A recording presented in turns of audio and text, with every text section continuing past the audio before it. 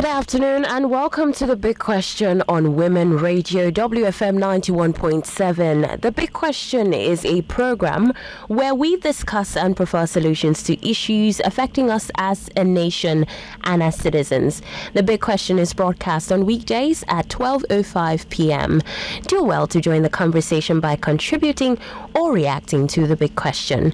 Call us on 07000 917 917 or send a text or WhatsApp message on 0703 175 6537. You can also send your contributions to our social media platforms on Facebook, Instagram, X, and YouTube at WFM917 or log on to our website www.wfm917.com. Today on The Big Question, we will be discussing breaking the silence, providing shelter and transforming lives of SGBV survivors in North Central Nigeria. I am Miracle Philip and I'll be your host this afternoon. Sexual and gender-based violence is a pervasive issue in North Central Nigeria, leaving countless survivors in its wake. But amidst the darkness, there are beacons of hope. Organizations like Christian Women for Excellence and Empowerment in the Nigerian Society and Global Hope for Women and Children Foundation are providing vital support to survivors, from shelter and trauma counseling to legal aid and economic empowerment. In this special report, we shine a light on the critical work of these organizations and the resilience of the survivors they serve, highlighting the solutions that are transforming lives and communities. A solutions journalism report by Blessing Agbeetan, produced by Women Radio 91.7 in partnership with Nigeria Health Watch through the Solutions Journalism Network, highlights the efforts put into breaking the silence, providing shelter and transforming lives of sexual and gender-based violence survivors in North Central Nigeria. Take a listen to this report. We'll be right back. In Plateau State, 12-year-old Mercy is one of the many survivors of sexual abuse. At a very tender age, she was raped by her brother and two neighbors. To compound her tragedy, her mother, who was supposed to protect her, exploited her vulnerability by selling her to men for money. Mercy's story is a grim reflection of the many women and girls subjected to abuse, often with no hope of escape. However, Mercy's fortune changed after a compassionate neighbor she confided in intervened by taking her away from the horrors of her home to a shelter provided by Christian Women for Excellence and Empowerment in the Nigerian Society, Queens, an organization dedicated to supporting survivors of sexual and gender-based violence. In the words of Mercy, I have been in Queens, Nigeria for 2 years. Now, my mom did nothing. They put me in school and they helped me to know how to read and they helped me to know how to make other things. I am in grade 2. Over the years, the North Central region of Nigeria has witnessed a troubling rise in sexual and gender-based violence, including forced and child marriages, rape, domestic violence, mental and sexual assault, female genital mutilation, and trafficking. According to the United Nations Population Fund, nearly 3 in 10 Nigerian women experience physical violence by age 15. Factors such as insurgency, displacement, economic instability, cultural norms, inadequate legal protections, and lack of support services have exacerbated this crisis. Despite increased awareness and effort to combat the menace of SGBV, survivors often lack the necessary support and the justice they truly deserve.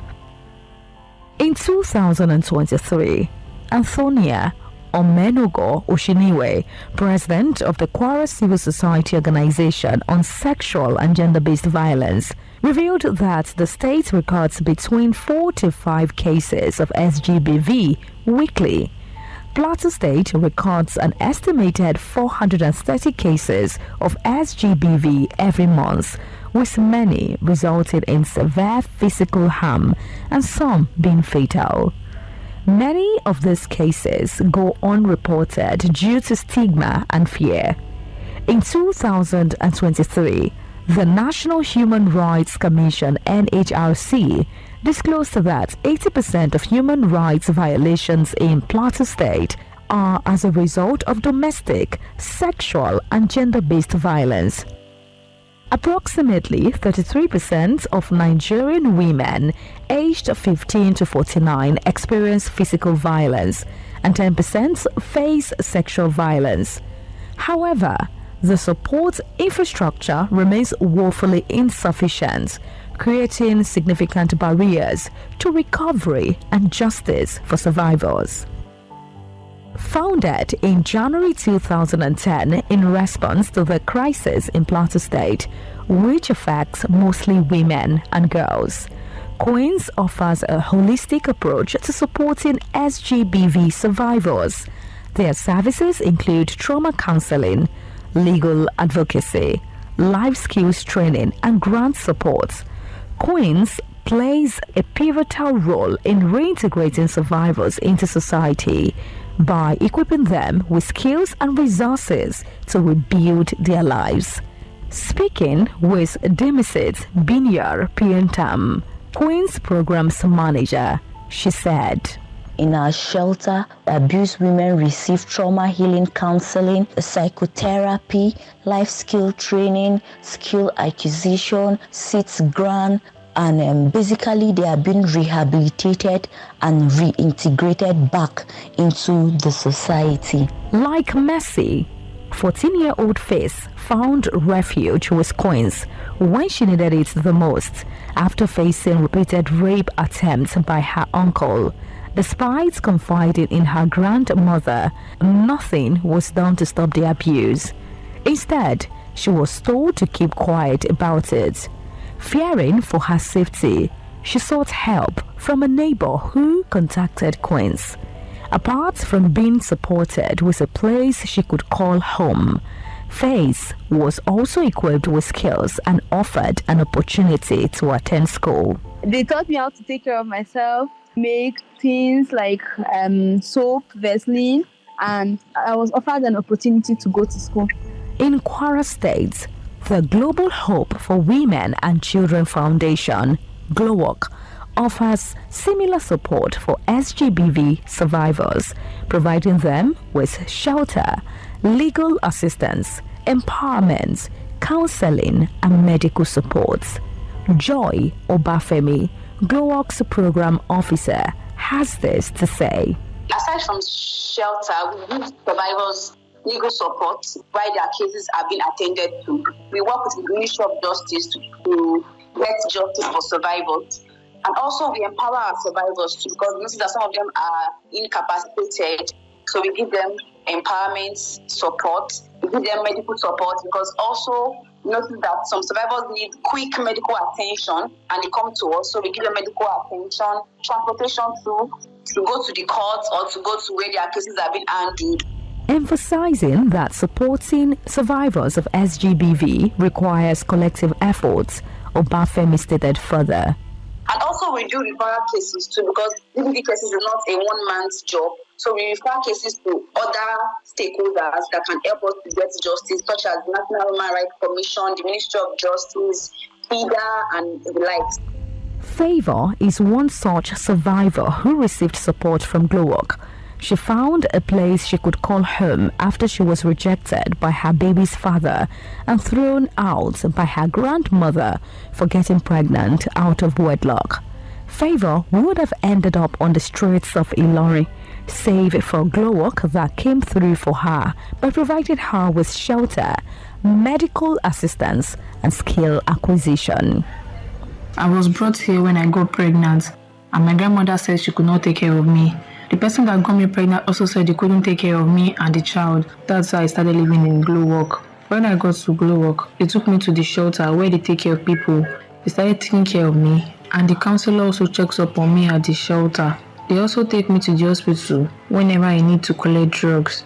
They also provide food and take care of me every time. Ever since I got to the shelter, I haven't thought about anything. I wake up and sleep at any time. They take care of me and I am eating well.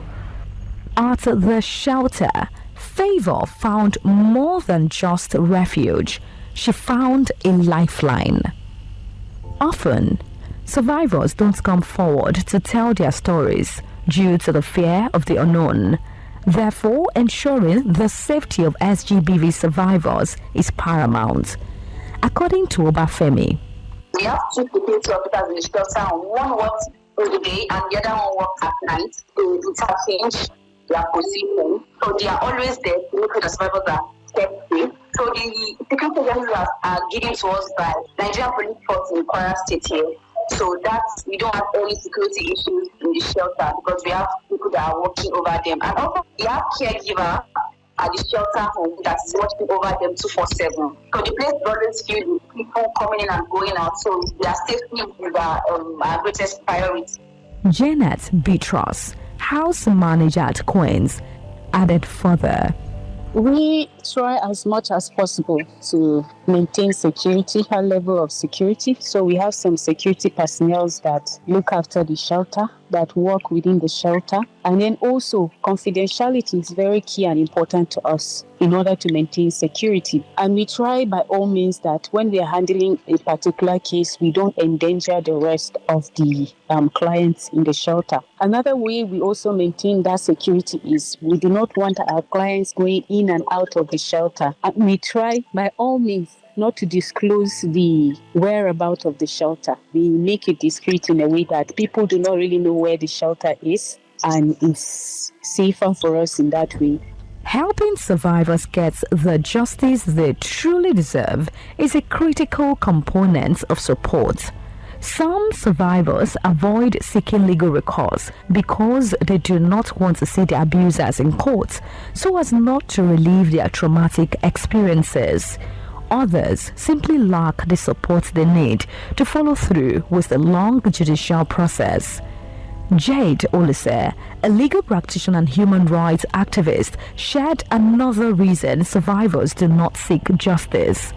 According to Jade, we are Africans and there are certain things that are unheard of or still unspoken. Even as much as our society has advanced, there's still the stigma that comes from people knowing that you were sexually abused or sexually violated.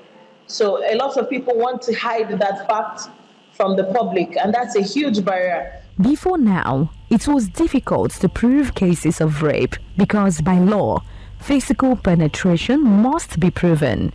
However, the enactment of the Violence Against Persons Prohibition Act of 2015 has eliminated that barrier and made it easier to prosecute cases of rape and sexual assault by removing the requirement to prove penetration.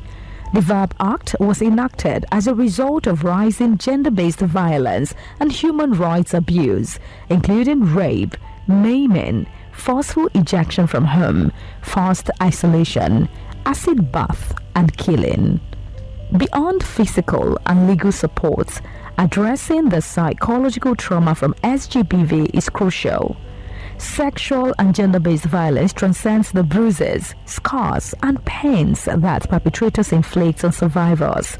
It encompasses the trauma survivors feel and the fears that have been supplanted in them. Speaking with Remileko Omitogo, a psychologist at Glowwork, she disclosed. Some become mentally unstable. Some go through life, even from that point till they die, they don't recover if not attended to. So it goes deep into their mind. We need to understand, first of all, that this is a crime against humanity. Let us all know that the victim is not the one at fault. Everyone points a finger at the victim. Oh, why did she dress like that? Oh, why did she walk half naked on the street? Oh, why is she talking back at her husband? Let the society, every one of us, understand that same people will not abuse others. Undoubtedly, community support is vital for their recovery. Advising further, Omitogo disclosed.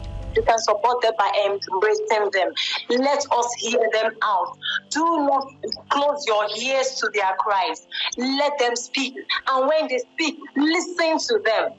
Listen to what they are going through. What they are going through is not something you just play with. And when you listen to them, when you hear them out, pursue it. Let us love them, welcome them with open arms back to the society, and protect them. In Plateau State, the war against sexual and gender-based violence, SGBV, has seen significant progress thanks to a combination of government action and community collaboration. Ndam Alfred Tim, the Special Assistant to the Commissioner for Women Affairs and Social Development, Honorable Caroline Panglang Dafor, provided insights into the state's ongoing efforts to support survivors and tackle SGBV head-on. Ndam explained. On assumption of office, there were so many reported cases of sexual harassment, molestation, gender-based violence, domestic violence, and all that. And unfortunately, at that point, victims were so reluctant to speak out because of fear, security issues, fear of stigmatization, and probably feeling even when they speak out, they don't end up getting justice because of the cost of securing justice and all that. So when we came into the office, the issues were actually on the high. It was one of the major challenges that we had to face head on. You know, the cases were just there. People do that and get away with it.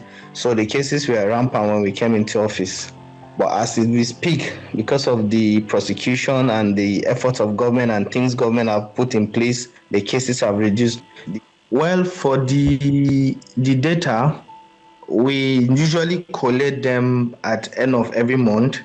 So as at last month, we have over 87 cases that the Plateau State government has fully intervened. Citing that perpetrators often use community leaders to evade justice, he said, perpetrators do that and they have a way of getting the community leaders to negotiate. You hear people negotiating rape cases, negotiating battering at home, threats to life and all that. The message have been sent to the community that this government, this administration of Barrister Caleb Manasseh Mutfwang is a responsive one, and they take issue of social protection very seriously. So sanity is being returned to the communities. Shelters play a crucial role in the protection and rehabilitation of SGBV survivors. Recognizing this, the Plateau State currently collaborates with different organizations to provide temporary refuge for survivors. These shelters offer safe havens where survivors can access medical, legal, and psychosocial support. In the words of Ndam, Plateau State is trying to fix its own shelter, that's the government shelter. So what we do at the moment is we collaborate and partner with the National Child Care Protection Network in the state and the Association of the Private Home Owners, who graciously give us access to their shelter where we can take some of the victims. They access psychosocial support from there. They are being taken care of, rehabilitated, and then their medical needs are also being met while investigation is ongoing. The government of His Excellency Barrister Caleb Manasseh Mutfwang handled the cost and logistics of seeking for justice while rehabilitating victims and then empowering them where necessary. It is no longer business as usual. Nobody will be negotiating rape cases, violations of any form. Anyone caught will be fully prosecuted. The ministry collaborates closely with shelters and organizations, including COINS, relying on them for detailed data and support services. A notable success story is that of Mrs. Ibrahim Awa, whose hand was severed by her husband. Emphasizing the tangible impact of these interventions, Ndam said, like the case of Mrs. Ibrahim Hawa, whose husband was a police officer, and then she faced violation at home. He chopped off her hand completely. He removed her hand using an axe. So government spring into action. As we speak, he has been dismissed. He's already facing trial in court. And then Hawa was rehabilitated. Her medical bill was taken care of by government. She was even pregnant at that moment. She was 7 months pregnant when the husband chopped off her hand. But as we speak, Hawa has successfully delivered with care and support from government. Hawa has also been empowered. The commissioner through the Ministry of Women Affairs has empowered Hawa by opening a provision shop for her. Hawa is doing well now. Hawa can pay the school fees of her children, take care of the home fund, pay her bills. So these are some of the areas government is looking to collaborate with the shelters. Shelters often function as transitional spaces where survivors can recover and heal from their trauma. They are more than just temporary refuges. They are places of profound recovery and empowerment. Janet Beatrice has this to say. The shelter is also designed to be a temporal space because if we decide to keep everybody, that comes permanently, we might not be able to help people that are out there. It gives room and space for other people to come in and also receive the same help and receive the same care that the shelter provides. While the beneficiary is being in the shelter, we make sure that they receive psychosocial support, they receive trauma healing and counseling. We also ensure that they learn a skill. They learn an entrepreneurial skill that will help them, so that when they leave the shelter, they can be able to be self-reliant.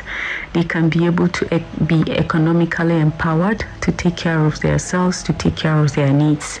And as they finish learning those skills, we also make sure that we give them starter packs before leaving the shelter so that when they go, they can establish their own personal businesses. Expectedly, running organizations like Queens and Glowwork comes with significant challenges. Family interference and survivors' reluctance to pursue legal cases are common issues. Speaking on the challenges, Obafemi said, when it comes to GBV cases, we realize that we get a lot of family interference because when cases are referred to us, families will come in, but they wouldn't want the case to get to court, so they want to settle it in-house. So that's one of the challenges we face.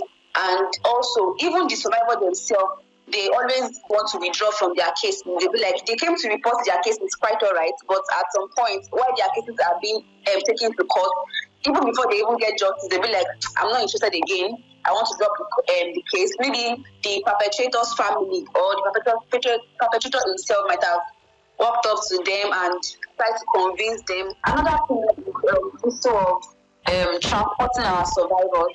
Because apart from us giving them money or taking them to the medical center to give them support, sometimes it's always delayed because some cases are always spread to us in the middle of the night and we don't have a means of transportation like a vehicle. So we always have to go through local transport like taxis and all of that, and it always affects us most times. But majorly is family interference that is our biggest challenge in addressing GBV cases. Like Glowwork, Queens also has its fair share of challenges. According to Beatrice, every case is unique in its own sense and is peculiar, so you can't really say that you're going to handle like the same thing goes for all. There are a lot of challenges actually because there are situations whereby like you have to try as much as you can, especially to the younger ones, be as much as a parent as you can. And then there's also like, a place whereby you have to try and balance your emotions, don't be too emotional or don't be under emotional. So you have to balance empathy and resilience in handling people's cases. We are seriously running short of resources and funding. It even gets to a point sometimes whereby my boss has to use her personal pocket money, to run things. And for her, since it's a passion, of course, when there is no funds, we cannot just close down the shelter because if we close it, how will people access help? While organizations like Queens and Glowwork are already setting the pace, there is a need for more collaborations to better support survivors of SGBV and create a safer and more supportive environment for them. In the words of Ulisse, I would always say that organizations need to come together and do better. We can do more with a lot of collaborations. When it comes to SGBV particularly, nobody needs to win the race. It's not a race that has to be won. We all need to come together collectively and do the work that needs to be done. We also have to establish safe spaces and support services for women and girls.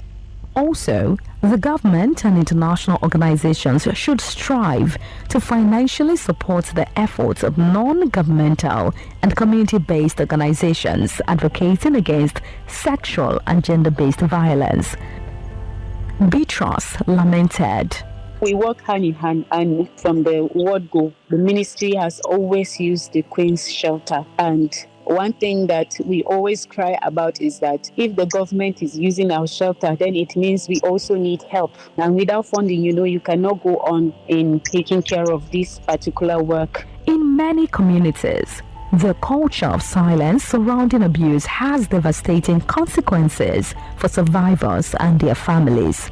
One of the most critical steps in breaking this cycle is empowering survivors to speak up and share their experiences. Beatrice has this to say. For survivors, whatsoever you're passing through, don't keep it to yourself. You have to summon courage to speak up, because we have people that have kept silent and they have died in the process. Break the culture and the norm of silence. Remember, if you are not traumatized, what about your children? They could be traumatized. If you are being abused, if you don't help your children see the wrong in being abused, they will also grow up and wanting to be in a place of abuse. So we have to help our society, help our children so that they have a healthy home, a healthy environment, so that they can also, grow up to nurture a good and a healthy family for themselves. By encouraging survivors to speak out, we can help build a society where children are raised in healthy homes, free from the shadows of abuse. And lastly, members of society hold a collective responsibility of creating an environment where survivors can confidently share their stories without fear or stigma, protecting and supporting survivors to break the culture of silence by speaking out about their experiences, as well as reporting cases of sexual and gender-based violence around them. I call for community action. When community leaders and citizens see something, they shouldn't be quiet. They should say something. They should speak out. We also encourage victims to speak out, and they will get help. Just as Ndam advised, when you see something, say something. This Solution Journalism Report was produced by Blessing Agbeetan with support from the Nigerian House Watch.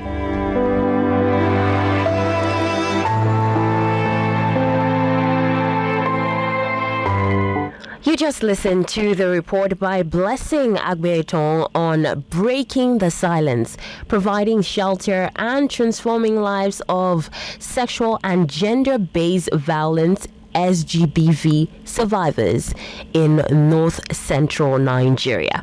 Well, now joining me on the program is Blessing Agbeetan, the reporter of the article. Good afternoon to you, Blessing. Good afternoon, Blessing. Glad to have you. Hi, Miracle. Good afternoon. It's a pleasure having you on the program this afternoon. Thank you.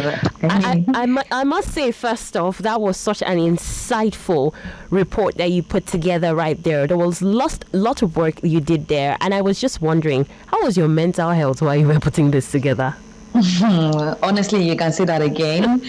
I mean, the first time I had conversations with Mercy, I was almost messed up for 2 weeks. How do you come to the realization that a young girl of 12 years old was sexually assaulted by her own brother, and not just that, by a neighbor? And to even compound the matter, the mother had to pimp her out to another person and collected money I mean, it was just a lot for me at that point, hearing her speak, and I cannot over empathize. Like, while she was telling me the story, I cannot over empathize. I was very emotional, at some point I was, just trying to, wipe my eyes, and just take it in, because I cannot over empathize. Like, I just had to say, okay, sorry you had to go through all of this, and it was just a lot for me at that point in time, honestly. Well, thank you so much, Blessing, for putting that together, and we're glad to even have to discuss this right here on The Big Question on Women Radio 91.7. Well, for you listening, you can get to call in and also react to that report that you just listened to by Blessing Agbeetan on Breaking the Silence, Providing Shelter and Transforming Lives of SGBV Survivors in North Central Nigeria. The phone lines are open: 07000 917 917 07000 917 917. If you are a woman, the toll-free line is for you: 0800 1235 917. We also have our SMS and WhatsApp line, and that is 0703 175 6537. You call in, you can actually get to react to that comment. Let us know exactly what you picked up from that report, actually. And if you do have any questions for the reporter of the article, which you just listened to, then definitely you can be part of the conversation. All right, Blessing, what drew you to this story? I mean, you've told us about your mental health, how you reacted while you were telling this. You had to get the details to put this together. How did you gain the trust of the survivors who shared their experiences with you? Okay, so I think I should answer the first question, and then I would provide answer to the second question. What drew me to talk about this? In my years of experience as a broadcast journalist and a development advocate, one thing that drives me is torchlighting issues that affect women and girls, and this is one of it. These are things that happen every blessed day. You wake up, you hear stories of a child being assaulted by a father or a neighbor or a brother. Some even don't survive the situation. Some of these victims die in the process. It's only when you're fortunate enough to have someone who lives to tell the story. So these are things that are happening, and there is a need for us to put it out there. And not just that, because one of the things that happen is that most times when all of these things happen, the survivors don't want to tell their stories. They feel like, okay, so if I talk about it, I will be rejected, I'll be ostracized, nobody wants to relate with me and all of that. And I felt one of the ways we can get people to talk about it is if they know that if I talk about my story, it will be taken up legally, and I will have a shelter to stay that nobody knows, and I will be empowered, and I will still have a life ahead of me. I mean, it shouldn't be my end. The fact that somebody actually abused me or somebody did this to me and all of that. Okay. All right, and even speaking further, I know that we're going to get calls even as we progress. We're looking at the second one now, gaining the trust. But just before you get in, let me take this call here. Hello, good afternoon. Hello. Yes, good afternoon. What's your name and where are you calling from, please? Yeah, this Benga Danny. I'm calling from Niue. You're welcome, Benga. Yeah, I really want to contribute to what you're doing. You're doing a nice job. I could actually go through the audio.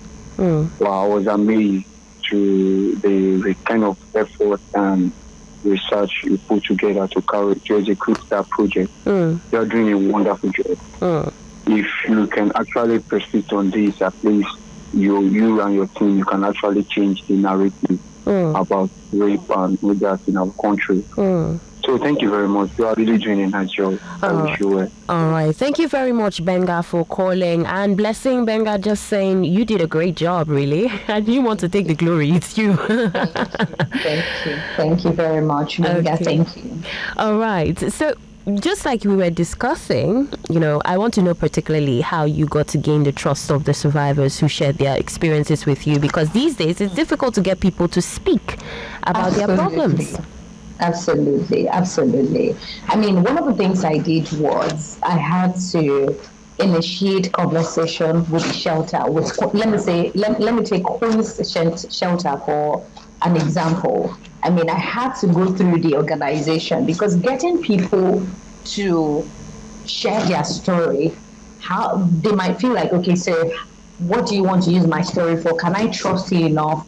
And all of that. So I had to take it upon myself to go through the organization. I had to ensure that I built a relationship with the organization to the extent that they can trust me as a journalist. They can trust me enough to allow me have conversations with these girls. And of course, I ensure that when I had the conversation, it was in the presence of the shelter managers, right? So it was not like, because of how much they've gained the trust of the shelter managers and all of that, it was easier for them to open up to me that way. So if I had not done that, I'm sure it wouldn't have been very possible. So I had to go through the shelter manager, go through the organization, and ensure that whatever it is I was having, whatever conversation I was having with the girls, had to take place in the presence of the shelter manager, who also consented, who, at some point, when Mercy was telling me her story, she was more like crying, I could feel it and all of that. But the shelter manager was there to, more like hold her hand through it all. All right. Thank you very much, Blessing. We have a call here. Hello, good afternoon. Hello, good afternoon. Good afternoon. What's your name and where are you calling from? My name is Nike. I'm calling from Magoro. You're welcome, Nike. Okay, so I want to appreciate Blessing for this because a lot of people are going through, a lot of young girls are going through this, and I want to actually say well done for particularly, leaving Lagos, Ogun, and going all the way to the north central, because we don't hear, at least in Lagos, we know of the DSVA agency, but in such states, we hardly hear of, such agencies. So, for me, my question to Blessing will be, what took her attention outside this environment? Okay. Down to the north, and so far, what are her findings, and what does she think that they could do better, as a state, to help survivors of SGBV, because we have them all around. Thank you. All right. Thank you very much for calling. Thank you so much. Blessing, we had a call and the person asked the question of what took your attention out of this locality, out of this environment, and what do you think can be done better? I think that even forms part of my question for you too. All right, thank you very much, Miracle. Once again, thanks to Nike as well. I mean, one of the things I considered while I was, working on this report was how prevalent it is in the North Central. If you check the data, if you check the report, I mean, these are things that are happening on a daily basis. And because of how the location is, some of these things don't even make it to the news. There are cultural biases. I mean, I was having conversations with the Special Assistant to the Honorable Commissioner for Women Affairs, and he made me understand that even culturally, some of the community leaders, they negotiate, like they don't want this out. And these are some of the things that we put out there.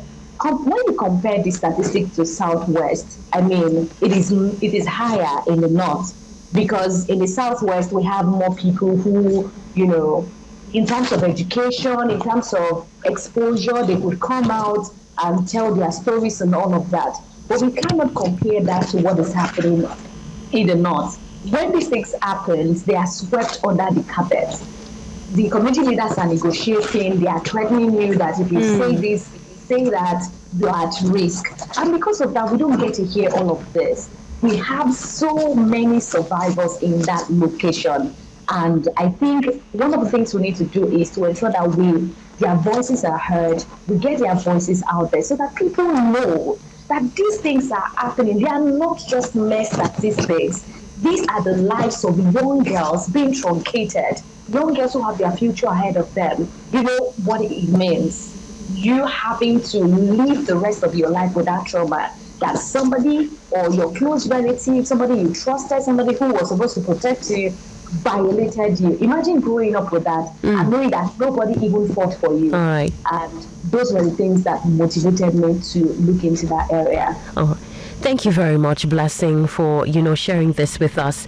If you've just tuned in, this is Women Radio 91.7, and of course we have with us Blessing Agbeetan, who actually released a report on breaking the silence, providing shelter and transforming lives of SGBV survivors in North Central Nigeria. Don't forget the phone lines are open: 07000 917 917. Our toll-free number for women is 0800-1235-917. You can also send an SMS or a WhatsApp message reacting to the report on 0703-175-6537.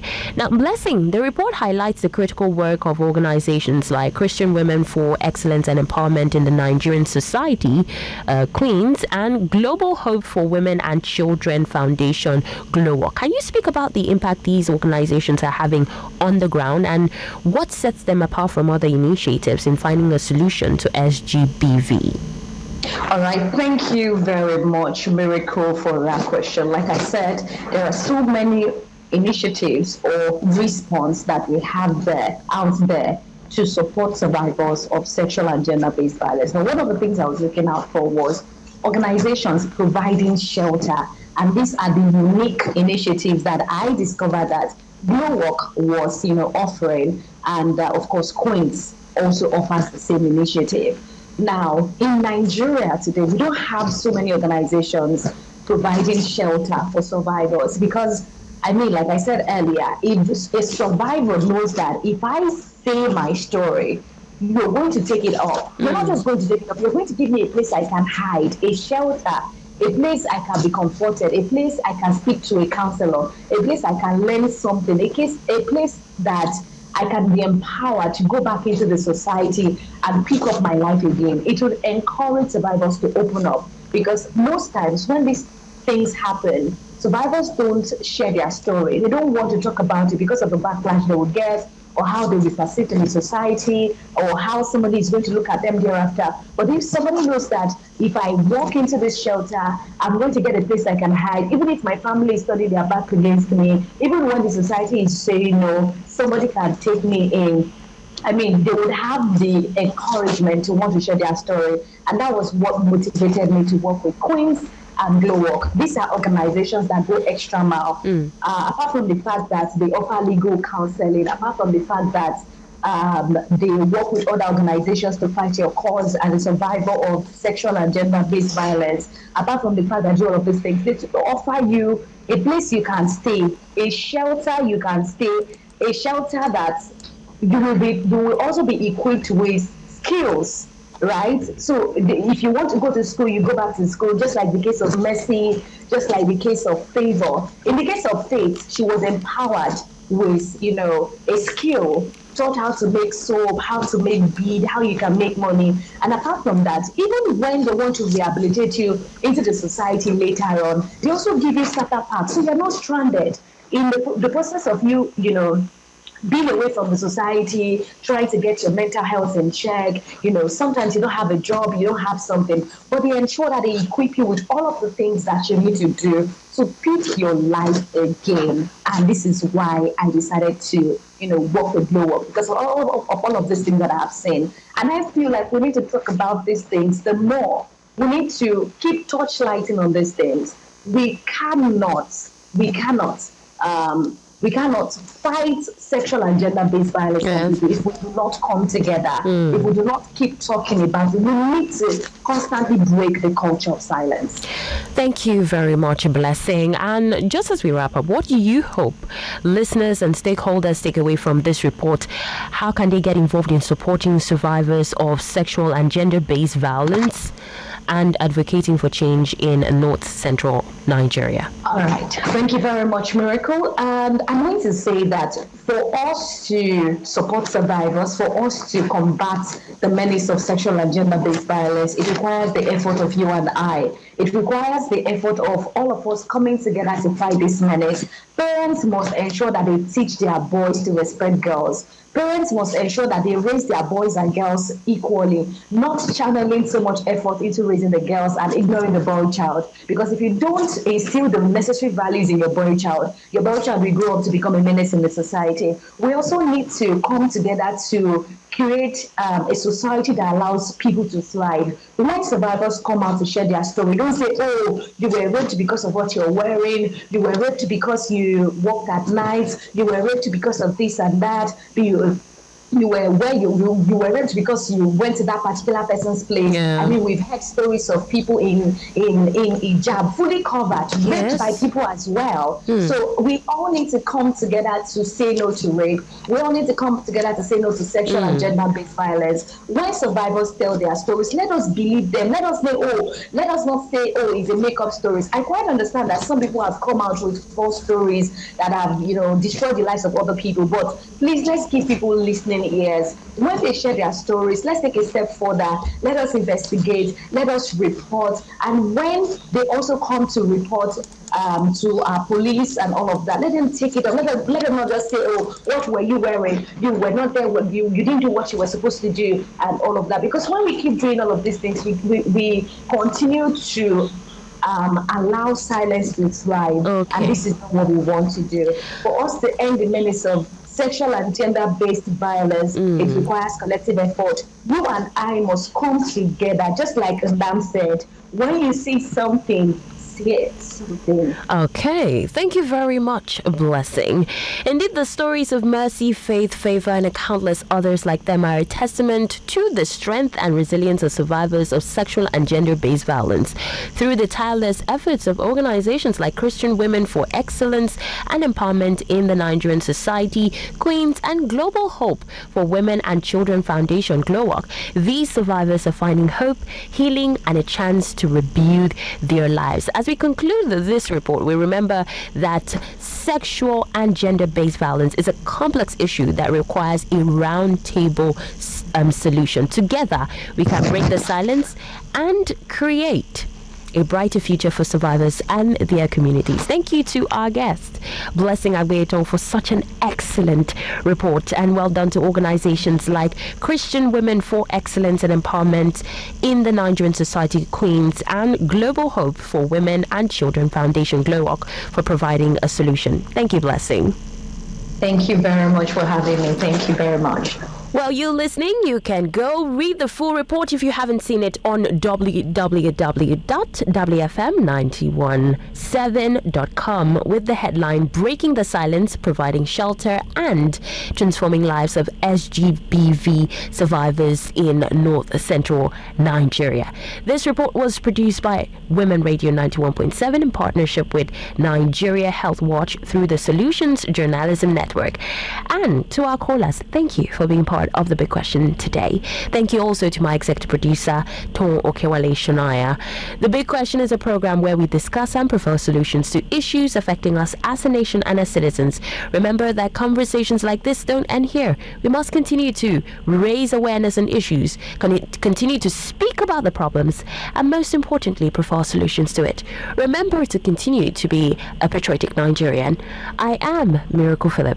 Good afternoon. WFM 91.7.